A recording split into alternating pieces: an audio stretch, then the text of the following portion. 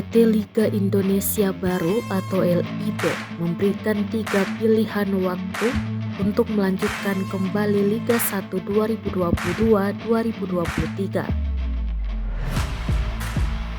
Sebagaimana diketahui, Liga 1 dihentikan sementara karena tragedi Kanjuruhan beberapa waktu yang lalu. Beberapa tanggal yang diajukan adalah 18 November, 25 November, dan 2 Desember 2022. Kendati demikian, PT LIB belum memastikan format seperti apa yang akan dipakai nanti. Apakah tetap memakai home and away atau sistem bubble seperti musim 2021-2022 tanpa penonton?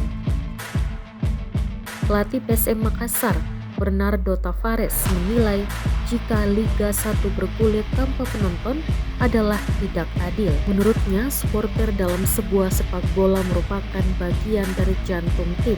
Menurutnya, tidak adil jika supporter mendapatkan hukuman tidak menyaksikan pertandingan. Sebelumnya, asisten pelatih PSM Makassar, Ronald Fagundes, mengaku kompetisi dengan sistem bubble to bubble baru ia dengar. Namun alangkah baiknya, kata dia, kasta tertinggi sepak bola Indonesia berlanjut dengan format home and away.